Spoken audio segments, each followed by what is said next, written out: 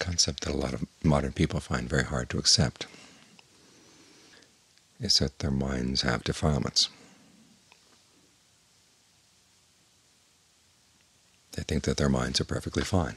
There's nothing dirty or defiling about anything in their minds. In particular because a lot of people come to Buddhism to get away from the idea, say, of original sin, thought that they're somehow inherently bad. And they've heard that Buddhism teaches that we're inherently good, that we all have Buddha nature. Well, there are types of Buddhism that teach that, but the Buddha himself never taught that. In fact, he never talked about the nature of the mind at all.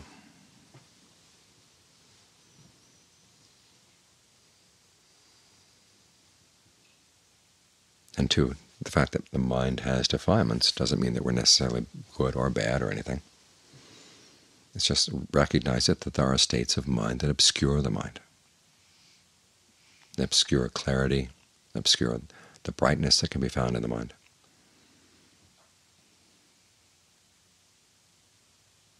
And the problem is that we tend to identify with a lot of them. We identify ourselves with our greed, with our aversion, with our delusions.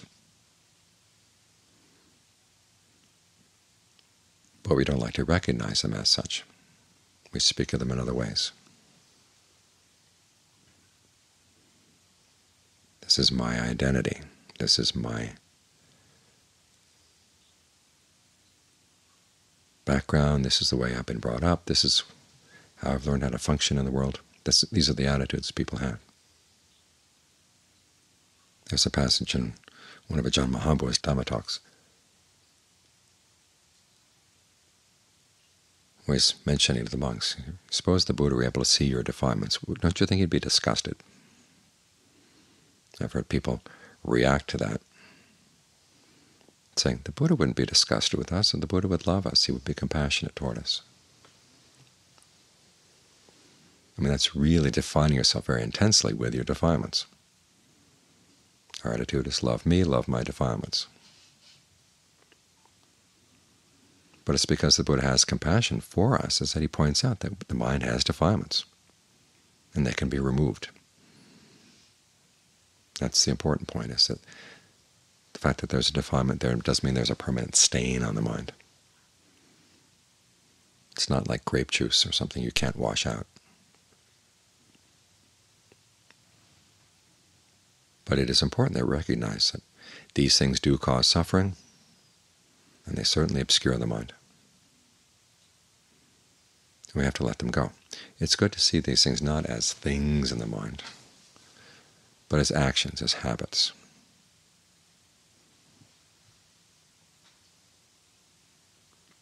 Greed is an habitual action.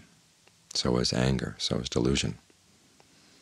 These are the ways we deal with the world, react to the world, shape the world. And we've gotten some results through them, which is why we tend to hold on to them. These are part of our repertoire of tools. But they're pretty shoddy tools, and they do a very crude and clumsy job.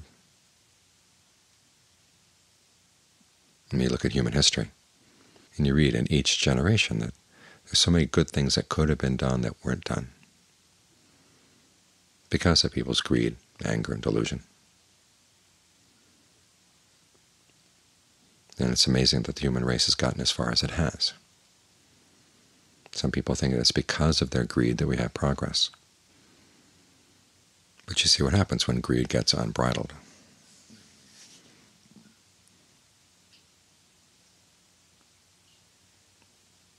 The economy turns into a huge casino.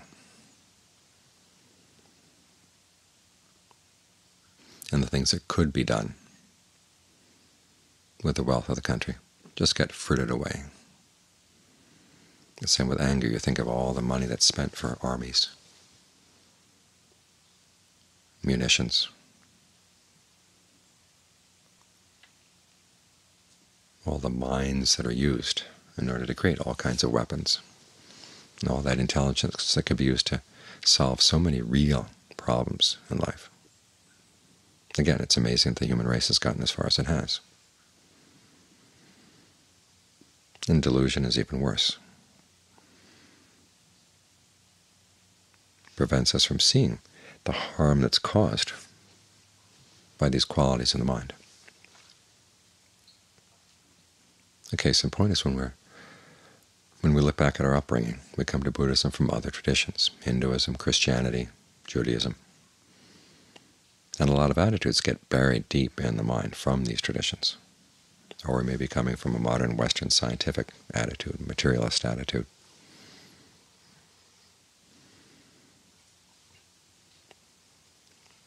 And something deep down inside us insists that Buddhism bend itself in order to meet what we think is right or wrong. Or we feel that we're abandoning our identity, we're abandoning our background, our family, if we adopt Buddhist beliefs. Again, that's thinking of our identity as a thing that can't really be changed. And this is precisely where the Buddha says no. Our identity is made up of clinging aggregates.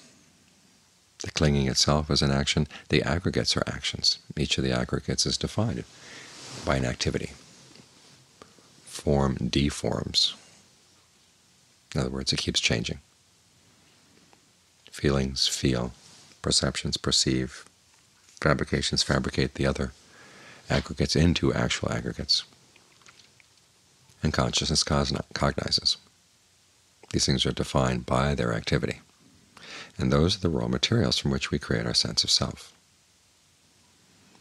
And in our delusion we tend to think of self as a thing that we are stuck with, either for metaphysical reasons or for social reasons.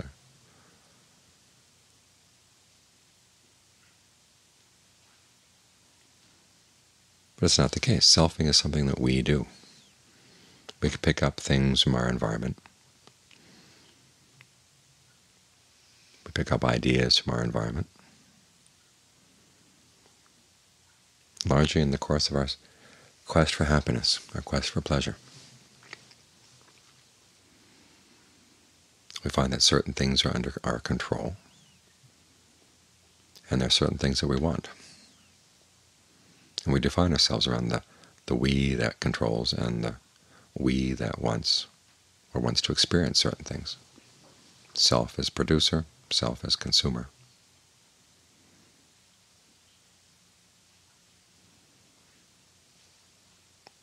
And each of us, even though we may have been brought up in the same environment as our siblings, we find that we have very different senses of who we are, who they are. So it's not the case that we are irrevocably formed by our environment. It's through our interaction with our environment that we create our sense of what's possible, what we can do, what we want, what's worth wanting. Some of that's picked up from outside, but some of it's exactly, we do the picking up.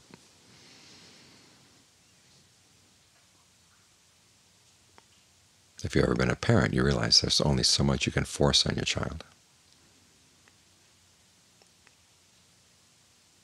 Yet when we look at ourselves, we feel that our parents had this huge influence this way or that, but we were the ones doing a lot of the choosing.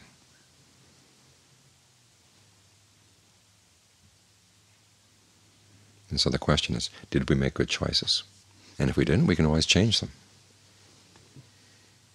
When you see the act of identification simply as that, as an act, and your many different identities are different patterns of actions, different strategies, then you can begin to ask yourself, well, which of these strategies provide good results and which ones muddy things up? Which of the motivations behind these strategies are clear and clean? In other words, they harm nobody. They don't harm you, they don't harm anybody else. And what kind of pleasures are clear and clean in the sense they don't get you intoxicated and blinded? Those questions often go together. If you have a pleasure that you really enjoy and yet it causes harm to other people, you tend to deny the fact that it causes harm to them.